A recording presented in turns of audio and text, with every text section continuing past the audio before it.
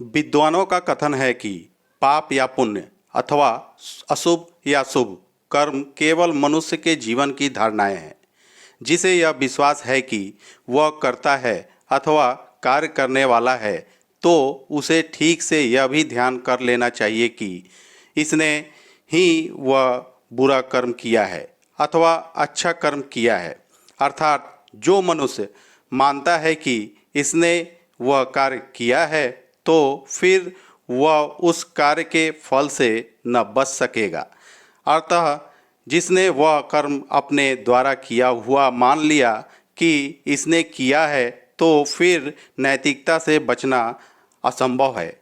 फिर नीति आएगी, क्योंकि कोई भी काम सिर्फ कर्म नहीं है, यह अच्छा है या बुरा भी है, और कर्म के साथ जुड़ते ही मनुष्य अच्छे या बुरे के परिणाम के साथ भी जुड़ जाता है। अतः अच्छे और बुरे परिणाम से हमारा संबंध हमारे कर्तापन के भाव के कारण ही होता है। अतः जिस क्षण हमने सोचा कि हमने कुछ किया, उसी क्षण हमारे कर्म का विभाजन हो गया और बुरे या अच्छे का निर्णय हमारे साथ जुड़ गया। उदाहरण के तौर पर ऐसा समझे कि हमने ज़मीन पर पानी को बहाया। अब जहाँ जहाँ ज़मीन में गड्ढा होगा, वहाँ वहाँ पानी भर जाएगा, और यदि कोई गड्ढा ज़मीन में न हो तो पानी उस ओर नहीं बहेगा।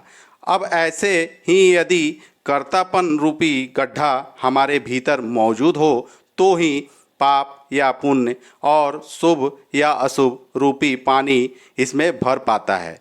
क्योंकि इस सूरत में कर्तापन एक गड्ढे का काम करता है। अब यदि मनुष्य के मन में किसी प्रकार का कर्ता भाव या कर्तापन का भाव न रह जाए, तो फिर उसके लिए न कुछ अच्छा है न कुछ बुरा है। फिर अच्छे बुरे की बात समाप्त हो जाती है। अतः पाप या पुण्य, शुभ या अशुभ का ध्यान अथवा बुरे अच्छे का ख्याल तभी तक है जब तक हमें यह ख्याल है कि हम कर्ता हैं।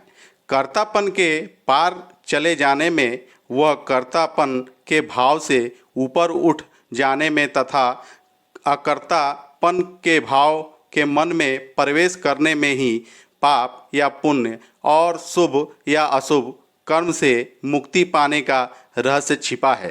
अब अकर्तापन की कला मनुष्य को केवल पूर्ण सद्गुरु ही प्रदान कर सकता है और कोई उपाय नहीं है। अतः इस परम शक्ति परमात्मा पर पाप या पुण्य और शुभ या अशुभ का कोई भी परिणाम, कोई प्रभाव नहीं होता। लेकिन हम लोग तो अज्ञान से दबे हुए हैं, जो स्वप्न लोक में खोए हुए हैं, अर्थात अज्ञान और माया में डूबे हुए हैं, और पाप या पुण्य और शुभ या अशुभ के जाल में फंसे हुए विचरण करते रहते हैं। जैसे एक रात हम स्वप्न में देखते हैं कि हमने चोरी की है, और एक रात यह स्वप्न में देखते हैं कि हम साधु हो गए हैं। अब हम प्रातःकाल जब उठेंगे, तो क्या चोरी का जो स्वप्न देखा था वह बुरा था, और साधु बनने का जो स्वप्न देखा था वह अच्छा था? क्या स्वप्न में किए गए इन कार्यों का हिसाब किया जाएगा?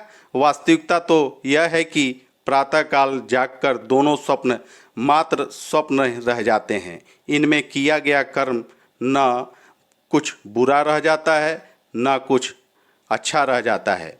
इसी प्रकार पूर्ण सद्गुरु की कृपा द्वारा जब हम अज्ञान रूपी स्वप्न से जागकर और आध्यात्मिक जागृति से भरकर आत्मबोध को उपलब्ध कर लेते हैं, तब इस प्रकार से हम ईश्वर की परम सत्ता में प्रवेश कर जाते हैं, जहाँ समय और क्षेत्र की सीमाएं मिट जाती है, जहाँ जीवन के सभी स्वर संगीतपूर्ण हो जाते हैं, तथा जहाँ यह दृश्यमान लुप्त हो जाता है और जो अदृश्य था वह दिखाई देना आरंभ हो जाता है।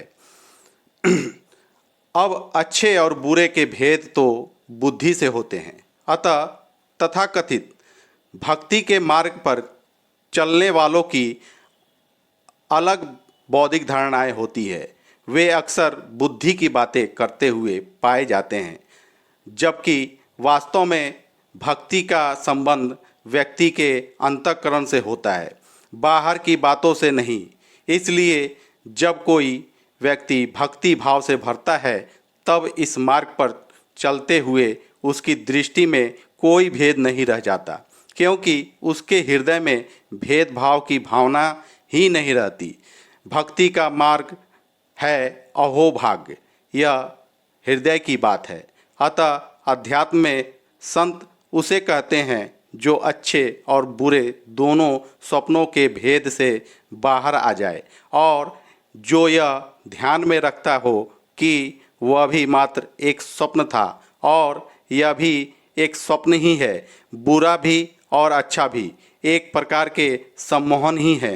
विद्वान ठीक ही फरमाते हैं कि यदि इस प्रकार के सम्मोहन से कोई पूर्ण सद्गुरु की कृपा से जाग जाता है तो ही केवल उसके जीवन में आत्मबोध की परम घटना घटती है।